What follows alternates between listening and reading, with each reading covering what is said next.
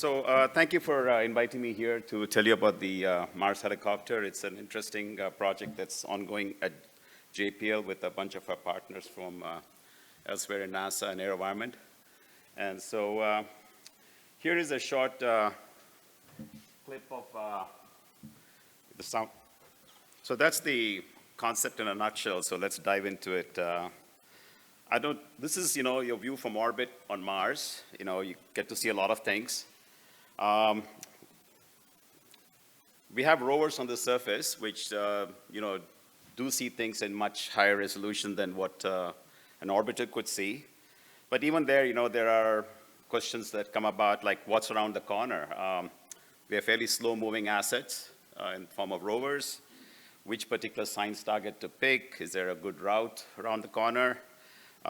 These are questions that come up and have come up. Getting down into the bottom of a crater, the MER rover spent a lot of time looking around the crater edge, looking for a way down. So again, the sort of a scouting role, looking for things. And with an aerial vehicle, there are a lot of places you can get to which your conventional lander or rover would have problems getting to. So these are all motivations for having an aerial dimension that basically bridges that gap. You have orbital stuff where you can see the entire planet. You have very high resolution stuff on the ground from rovers, something intermediate in both in terms of scale and also just in terms of access. So that's what the Mars helicopter is all about. And so scouting, going where we can't go with anything. And so the question naturally comes about, if you wanted to build a helicopter on Mars, what does it take? I don't need to tell people here that Mars is a long distance away from Earth, even though in the evening sky it looks awfully close. And I'm sure everybody's seen it, right? This is all the Mars crowd. There's not a single person here who doesn't go out and look. It's near the moon right now. I think it's a beautiful view. So still, it's quite a few light minutes. So it's we do need to be autonomous, just because of the light times. The bigger challenge is that the atmosphere is only 1% of Earth. It's roughly the equivalent of flying at 100,000 feet here on Earth. And so obviously the solution is, when you have thin atmosphere, you compensate by having large, lightweight blades that spin very fast. That's fairly well understood. It's a low Reynolds number regime, but nevertheless, it's a fairly straightforward approach. It also gets very cold. We are a tech demonstrator, so size works against us. The volume to area ratios are such that staying warm at night is actually our main energy challenge, more than flying. And there's a combination of, thermal control where it's needed and other parts that can survive in the breeze overnight. And we need to have a power system, and it's a solar-powered system with lithium-ion battery technology to give us the power when we actually do fly. So it's basically a harvesting vehicle. If this had been a green vehicle, Earth vehicle, I would have said it's a very green vehicle, but on Mars it's a very red vehicle, if you will, fully solar-powered. So that's, conceptually the way to go, and there's a lot of engineering that's gone into trying to understand how to make such a vehicle happen. We are a tech demo as a very small payload with a certain limited extent of real estate on the 2020 rover. And so that constrains like a blade diameter to be a maximum of 1.2 meters in diameter. And so everything that we build, if you work out the numbers, has to be less than 2 kilograms. We also have to spin the blades pretty fast, so the range is a density-dependent number, but it's anywhere from up to 2,800 RPM. And one of the things we deliberately wanted to do was not get into any high Mach number regimes at the tips of the blades. We didn't want to have the uncertainty of various transonic flows and issues that come up coming into play. So basically, we're keeping the tip Mach number below about 0.7 to achieve that. So one fundamental question that always keeps coming up despite all this analysis is that, can we fly on Mars? Can you lift anything on Mars? It's sort of the number of skeptics there. So one of the things we did early in the program was to build a 1/3 scale model and put it in our 25-foot chamber and have somebody try to joystick it, just demonstrate the flight and be done with it. And you can see from this effort, and there's a crash at the other point, that we found out that flying a vehicle like a helicopter in the thin air is a fundamentally different problem than what you have here on Earth. It turns out that on Earth, the thicker atmosphere provides aerodynamic damping, and there are all these flap frequency effects that get into the control bandwidth, and so we basically had to learn how to fly. Lift was pretty standard, but getting control flight, if you will, what we call our Wright brothers moment, where you have achieved control flight, and that's really what made air travel possible here. So a lot of breakthrough work had to get done to say, can we fly, but in a controlled way? And so 2 years ago, we actually built a full-scale model where the blades are the correct diameter and they're the flight blades. This one is only 850 grams because it leaves the battery and the computer on the floor. But in our 25-foot chamber, evacuated to Mars conditions at Mars densities, spinning up the blades, and you have the control flight.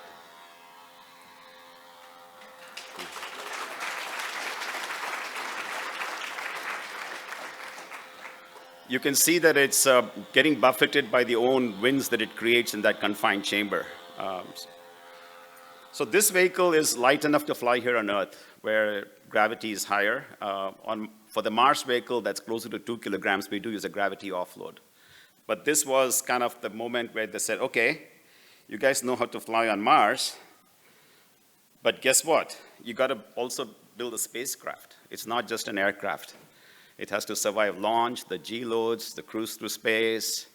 It has to have all the comm systems, the energy systems, the CNDH, planetary protection, contamination control. There's a whole spacecraft-related effort that accompanies this. It's not just, a helicopter, if you will.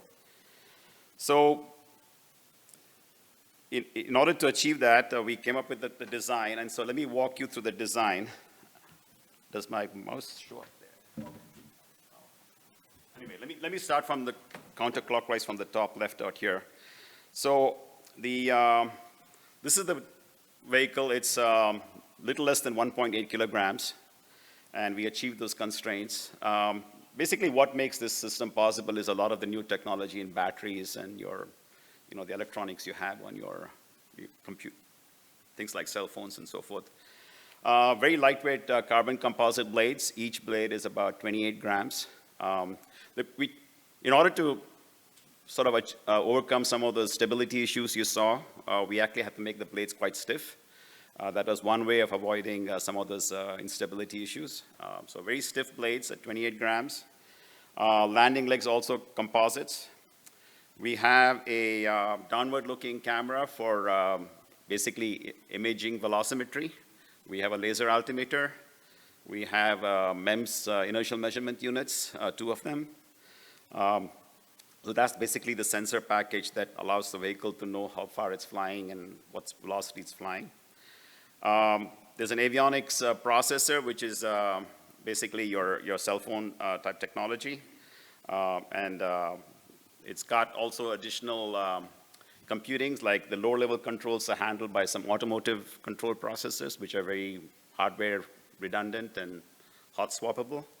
And there's a radiation tolerant flight programmable gate array that keeps the system, the critical functions that are implemented on that. The fuselage has an electronics core module in the middle, which you'll see in the next slide. And it has a thin wall outside with high absorption that allows us to basically harvest thermal energy during the day. So we don't need to run heaters during that time. And it also provides a carbon dioxide gas gap of a couple of centimeters. We looked at aerogel, but it turned out that for the price of a small energy penalty, the gas gap works almost as good and is lighter. The name of the game here was getting under those 2 kilograms. So the masses were being managed at the gram and subgram level to get us there. We have a solar panel on the top, and it's a fixed solar panel. And the reason that works out quite well is that the way helicopters work is they basically suck in air from in a big funnel, and they push it through the blades. So most of the work the blades are doing are really out towards the tip. That's where they're spinning fast and generating the lift. The center region is actually pretty much a dead zone, and it's a good place to put stuff. So one of the other things that's out there is also a telecom antenna, so we can talk back to a relay box that's there on the rover. And running right from the top to the bottom is a central mast, which is a basic structural element. The rover also holds on to the helicopter by the 2 ends of the mast in a deployment system. As you can see, this is a coaxial configuration of the rotors. It's counter-rotating. We don't need a tailed rotor. There's some efficiency reasons that this has a good advantage. So in the future, we might go to other configurations, but for this particular tech demo, we went with a coaxial configuration. So what it looks like with this fuselage skin taken off, this is an engineering development model that is essentially the same as the flight design. The flight design is ever so slightly different, just to take into account some design tweaks that we learned when we flew the system in the chamber. We also took a second version of this and put it through a vibration and thermal and pyroshock campaigns. And so you can see here in the center that the electronics core module, which has the batteries all the way at the center, lithium-ion batteries, the warmest spot with heaters, and the boards basically wrap themselves around. That's about a 6-centimeter cube. And you can see the rest of the system. You can see the swash plates, the servos that control the swash plate, identical upper and lower rotors. We have some tracking Vicon balls on the top that we use in the chamber. So this is the system that got built. A big, long test program, almost as difficult as inventing the helicopter, if you will, and the spacecraft was to invent a test program so we knew it would actually work. I've got a few clips from that, just showing you some examples. This is a poor man's wind tunnel, where we have it on a swing arm to see what the effects of low-speed lateral flow are. We have since then installed an open section wind tunnel generating 11 meters per second wind in our 25-foot chamber, working with some of our colleagues at Caltech. So we actually have essentially built our first low-speed, low-pressure wind tunnel that we can test the system on. This is one of the engineering models. Now, this is the full 2-kilogram system. We don't have the thermal insulation on here because we're testing at ambient. We would overheat. And there is a gravity offload tether on top, and which it wants to fight the vehicle and restore it, so the vehicle actually responds to the disturbance, but it can do things like climb, translate, slew maneuvers.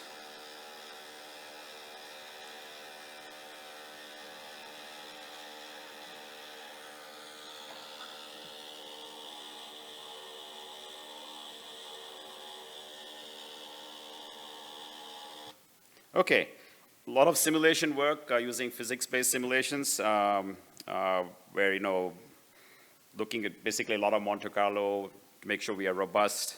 So this is a little clip from, our high-fidelity vehicle simulations. You can see it flying, and this is in Victoria Crater terrain.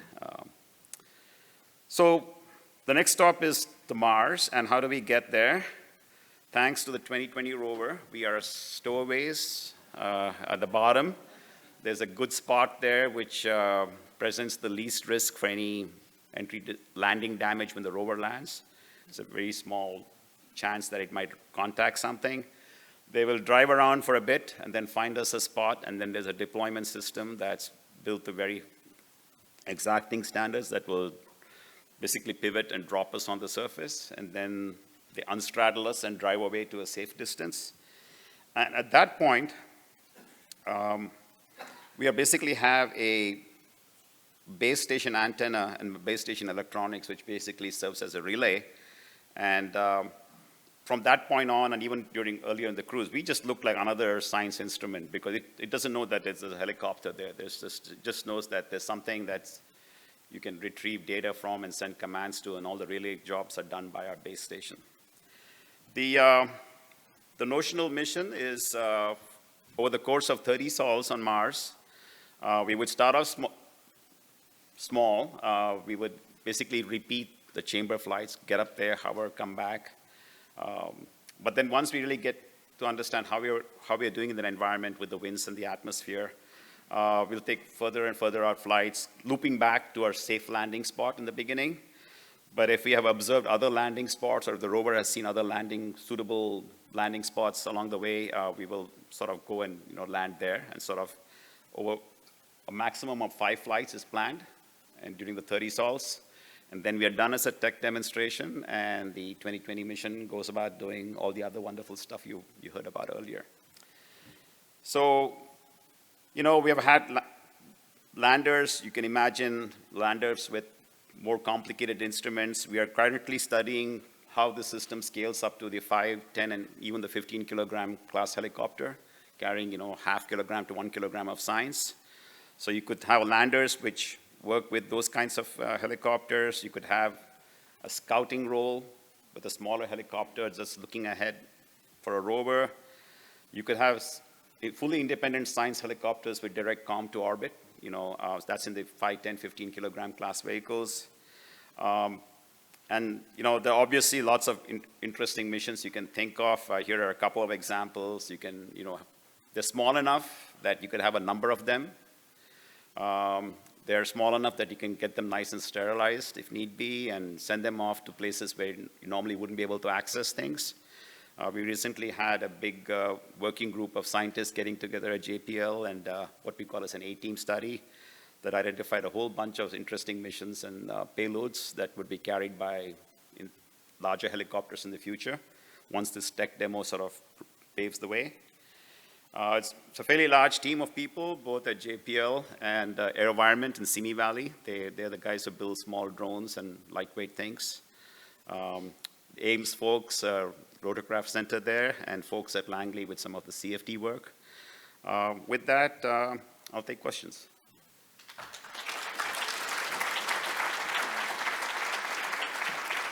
Rover has the microphone.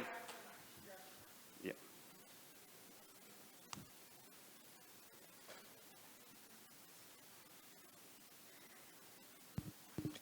How do you maintain directional control? How do you determine directional control? Right. So the helicopter, basically by controlling the swash plates and modulating the pitch, basically provides attitude, pitching, rolling, and yawing capability. So you can tip the helicopter, and basically that gives you the translational motion. From a navigation perspective, all the sensors that I mentioned, the data is fused. And so there's always a current state estimate that's maintained by basically a Kalman filter. And so it always knows where it is, and you can command directional motions by pitching or tipping the helicopter. What do you estimate the range and the recharge time? Yeah, so for the landing, the solar system has been tailored for the landing site. And we estimate that under nominal atmospheric conditions, we should recharge in a day. The vehicle itself aerodynamically is capable of motion in the tens of meters per second. Our controls people are comfortable with an airspeed of up to about 10 meters per second. Because of our navigation camera and this field of view overlap issues, we are planning on going no more than 3 meters per second. The nominal flight duration for this tech demo is about 90 seconds. So it's at least anywhere from, so this tech demo won't go more than 300 meters in the course of a flight. But the vehicle itself could have gone in those 90 seconds, could have gone a kilometer or more. Sir, I noticed that in the test chamber, the sound produced by the helicopter was quite audible.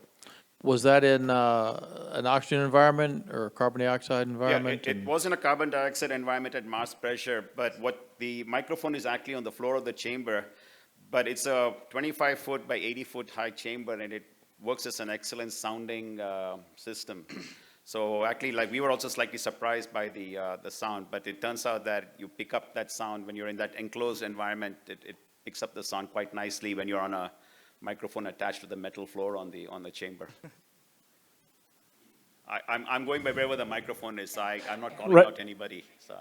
You had a slide mentioning bridging the gap, and the previous talk mentioned that there is no plan for a U.S. orbiter in the near future. So is there any plan on your end or in JPL's greater end to have some kind of either rotary or fixed wing asset with a telescope sizable enough to provide spatial resolution for manned operations in the near future? No, right now the focus is on the tech demo, and the focus is on some of the near-term studies to look at what the payloads would be, and some IR&D types of efforts to sort of mature the technology for scaled-up versions of these things. In terms of the actual missions that would be proposed or relevant, that would go through the normal, process in either the Mars Directorate or the Human Exploration Directorate, and once the technology is available and is sort of there for the use. So we are more in the technology demonstration side with engagement with the science so that we don't do stupid things. But the actual future pathway of using something like this is all, comes later. It doesn't happen now. So two quick questions. So, I do battle bots. So a question I have for you is if this thing lands at an angle, can it hit the ground with the propellers to self-right? We will be spinning the blades at least 2,400 RPM, so blade contact with the ground would be not good. It's designed to land on fairly sloped terrains with about 5 to 10 degrees slope and rocks of a certain size for this tech demonstrator. And the landing sites are picked so that they meet those criteria. So it's not going to try to land in places that are aggressive. And there's a good handoff between the guidance navigation control on board and the landing gear robustness, which play into what all terrain you can land safely on. Wow, this is so exciting. Thank you for creating this and making it happen. Two quick questions. Will there be a chance to capture video of the flights from the rover? And also, how soon can Mattel make our toy version? What's the last one? How soon can you have Mattel make our flying toy version for home use? I don't have stock in Mattel, but anyway. Yes, so the rover will be about 100 plus meters away. So there is a plan for the first flight that they will image us from an engineering perspective, to see, because if something happens to it. Remember, we were at tech demo. Our risk posture is very different from, a flagship project. We also have a 13 megapixel color camera. Again, I point to all these technologies that are suitably enhanced for radiation and other things. But so we will be taking an image of the rover. So there is an opportunity for a mutual selfie. If that's yes. Okay, last question. Up to what elevation above or below datum would the helicopter work, or what percentage of the surface of Mars would this helicopter be usable? And second question is, was a balloon also considered for a lift mechanism? Yeah, so our nominal flights for this tech demo are going to be at the 5-meter mark, because that's where we are very confident of the altimeter providing us very good return. The altimeter itself can go to about 50 to 100 meters nominally, and some of our earlier work has indicated that heights of 30 to 60 meters above the terrain are the best place to be from a visual imaging, geologically, scientifically interesting perspective. And then the second part of it. Was a balloon also? Yes, I was a lead for a balloon study many years ago, and I think the main advantage of something like this is that the degree of control you get over the platform to go precisely where you want to go, if you want to maintain a standoff, science imaging. So yes, balloons have also been considered in the past, and in fact, the French, I think, still have a balloon somewhere in a warehouse in France waiting to be launched in 1997, I think, or whenever they were supposed to go. So yeah, it's been considered, but the emphasis of this project was on the helicopter side. Okay, I think that was supposed to be the last question, so thank you all.